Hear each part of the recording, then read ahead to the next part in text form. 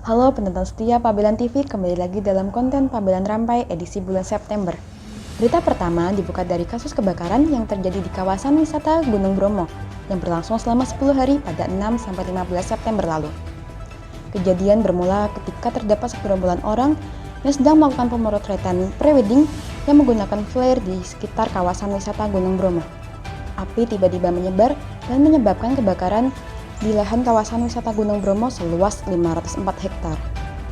Menurut BP TNBTS, kerugian material yang diakibatkan dari kebakaran tersebut mencapai 5,4 triliun. Indro Wijanarko, Kepala BP TNBTS mengatakan bahwa kerugian tersebut mencakup biaya pemadaman darat yang berlangsung selama 10 hari, kerugian bagi satwa yang kehilangan habitatnya, serta terhentinya aktivitas wisata di kawasan Gunung Bromo.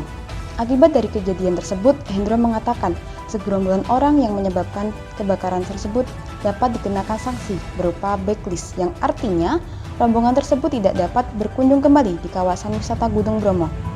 Tindak lanjut dari kasus kebakaran ini telah diproses secara hukum oleh Polres Probolinggo. Polres Probolinggo telah mengamankan tersangka beserta para saksi yang terlibat dalam kasus kebakaran tersebut. Telah ditetapkan satu orang yang dinyatakan sebagai tersangka kasus kebakaran kawasan wisata Gunung Bromo, yakni manajer dari wedding organizer yang berinisial AW. Sementara pelaku lainnya masih berstatus sebagai saksi. Akibat dari perbuatannya, pelaku dapat terjerat hukuman 5 tahun penjara serta denda sebanyak 1,5 miliar. Selanjutnya, berita kedua datang dari debat bakal calon presiden Baca Pres yang diselenggarakan oleh Badan Eksekutif Mahasiswa Universitas Indonesia bertajuk Adu Gagasan.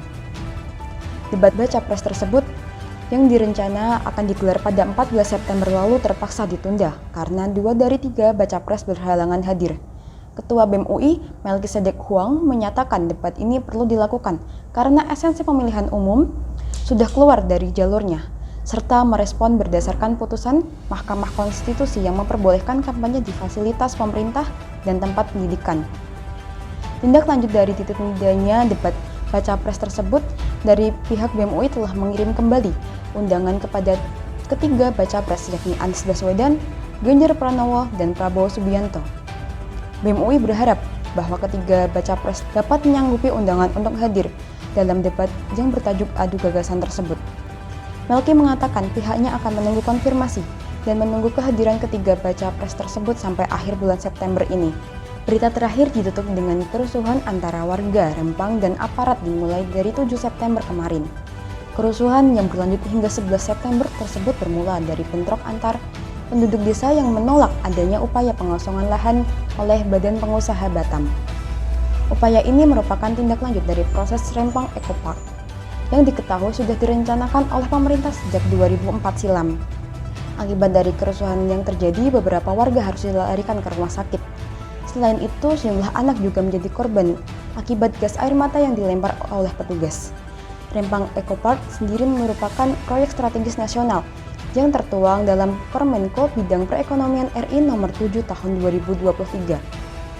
Direncanakan proyek ini akan mendapatkan dana investasi sebesar 380 triliun rupiah hingga tahun 2080 nanti. Dana tersebut akan digunakan dalam mengelola lahan seluas 17.000 hektar untuk menjadi kawasan perdagangan, pariwisata, juga industri. Mahfud MD, selaku Menteri Koordinator Bidang Politik, Hukum, dan Keamanan berpendapat bahwa upaya pengosongan lahan bukanlah upaya penggusuran, melainkan klaim hak guna usaha dari pemerintah yang sudah dimiliki perusahaan swasta yang akan menggarap dan berinvestasi pada proyek tersebut sejak tahun 2001. Terkait kepemilikan lahan desa, diketahui hanya sekitar 1-2% keluarga yang memiliki sertifikat hak milik tanah mereka. Hingga saat ini pemerintah masih berupaya untuk meyakinkan warga yang belum sepenuhnya setuju atas proyek tersebut. Sekian Pabelan Rampai kali ini. Nantikan konten Pabelan TV selanjutnya. Jangan lupa like, comment, share, and subscribe YouTube Pabelan TV. Terima kasih dan sampai jumpa.